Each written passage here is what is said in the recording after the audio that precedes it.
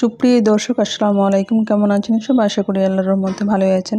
চলে এলাম আজকে একটা নতুন রেসিপি নিয়ে। চলুন তাহলে দেখি আজকে রেসিপিটি আজকে বানিয়ে নেব মাংসের দুই রকমের রেসিপি। আমরা মাংস খেয়ে খেয়ে একঘেয়েমি হয়ে যায়, তাই আজকে মাংসের রেসিপি অন্যরকমভাবে শেয়ার করলাম। এর জন্য প্রথমে আমি দেশি একটা মুরগি নিয়ে নিয়েছি। মুরগির টুকরোগুলো আমি একটু বড় বড় করে কেটেছি। এখন পরিষ্কার করে ধুয়ে নিয়ে একটা বাটির মধ্যে নিয়ে এখানে 3 চামচ আমি টক দই দিয়ে দিলাম। এটা হোমমেড ঘরে পাতা দই আছে।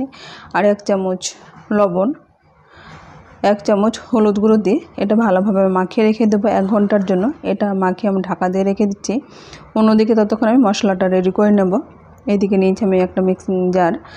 এখানে দিয়ে দিলাম 2টো টমেটো, ছোটো সাইজে 10 থেকে 12টার মতো কাজুটা চাইলে আপনারা আগে থেকে ভিজিয়ে রাখতে পারেন। আর এখানে 1 চামচ চারমগজ, চাইলে আপনারা পোস্ত এখানে ব্যবহার করতে পারেন। আমি চারমগজ দিয়ে এটা তৈরি করে নিচ্ছি।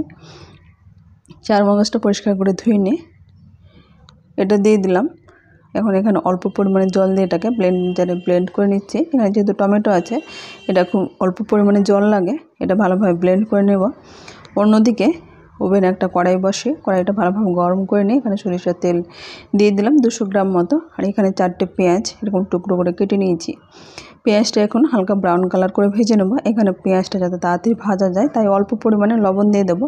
এখানে পেঁয়াজের মধ্যে লবণ দিলে পেঁয়াজটা তাড়াতাড়ি সেদ্ধ হয় এবং তাই যার জন্য পেঁয়াজটা তাড়াতাড়ি ভাজা হয়ে যায়। এখানে 2টো তেজপাতা পরিষ্কার করে ধুয়ে নিয়ে অর্ধেক করে দিয়ে দিলাম। এখানে তেজপাতার ফ্লেভারটা কিন্তু খুব সুন্দর আসে। লবণটা দিয়ে এখন পেঁয়াজটা ভাজতে থাকবো। এদিকে এলাচ 2টো থেতো করে দিয়ে দিলাম। আর 2টো এলাচ আমি গোটা অর্ধেক করে দিয়ে দেবো। এখানে চাইলে থেতেও দিতে পারেন। আমি 2টো অর্ধেক করে দিয়েছি আর 2টো আমি এখানে চিড়ে দিয়েছি। আর দিয়ে দিলাম 1 টুকরো দারচিনি। দিয়ে পেঁয়াজটা এখানে হালকা করে ভেজে নেবো। এর সঙ্গে ভাজতে ভাজতে কিন্তু এলাচের ফ্লেভারটা খুব সুন্দর বেরিয়ে যায়। পেঁয়াজটা এরকম হালকা করে ভাজা হয়ে গেলে এখন মশলাগুলো আমি ব্যবহার করব। এখানে দিয়ে দিচ্ছি আদা বাটা 1 চামচ, লঙ্কা বাটা 1 চামচ, কাশ্মীর লঙ্কার গুঁড়ো 1 চামচ।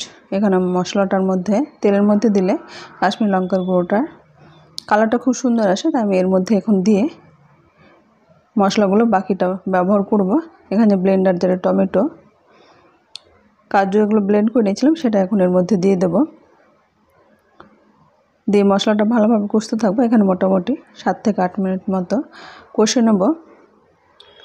এখানে দিয়ে দিচ্ছি 1/2 চামচ ধনে গুঁড়ো, 1 চামচ জিরা গুঁড়ো, গোলমরিচ গুঁড়ো সামান্য পরিমাণে দিয়ে মশলাটা আমি ভালোভাবে কষে নিচ্ছি।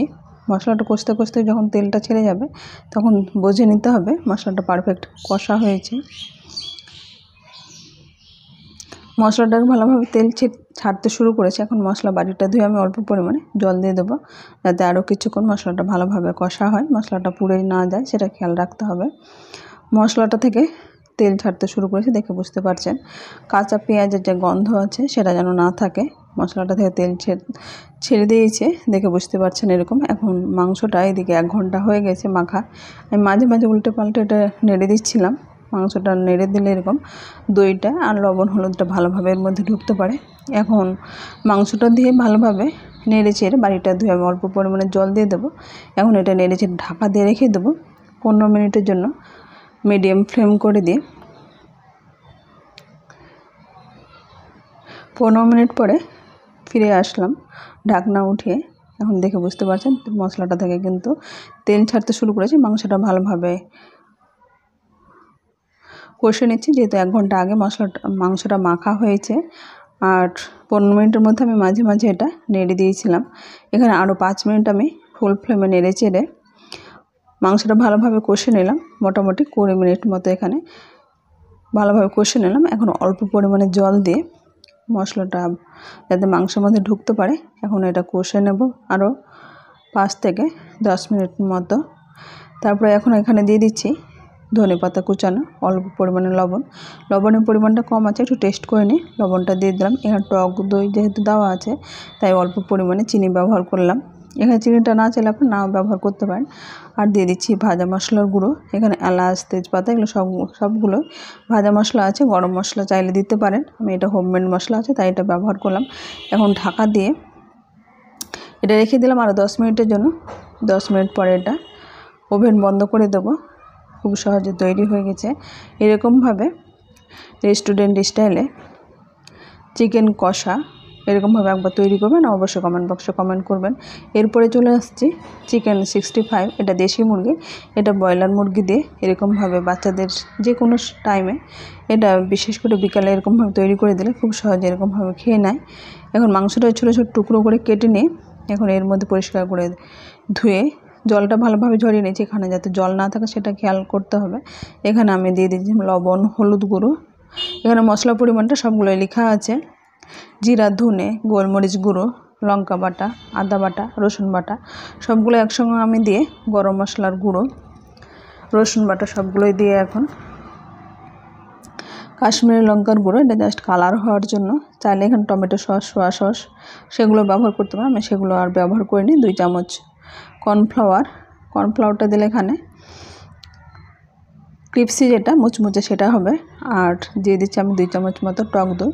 এটা দিয়ে গরম মশলার গুঁড়ো, যেটা মিট মশলা বলছে সেটা এখন ব্যবহার করেছি।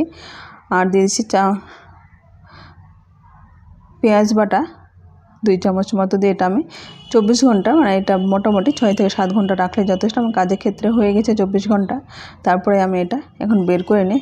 মোটামুটি 1 ঘন্টা আগে ফ্রিজ থেকে বের করে নিয়ে এটা ভেজে নিতে হবে। এটা ফ্রিজ থেকে বের করে সঙ্গে সঙ্গে ভাজলে কিন্তু এখানে তেল অনেকটা টেনে যায় আর মাংসের মধ্যে অনেকটা তেল ঢুকে থাকে। তাই এটা সবসময় 1 ঘন্টা নর্মাল টেম্পারেচারে যখন আসবে তখন এটা ভেজে নিতে হবে। এখন ওভেনে কড়াইতে আমি তেল গরম করে নিয়েছি।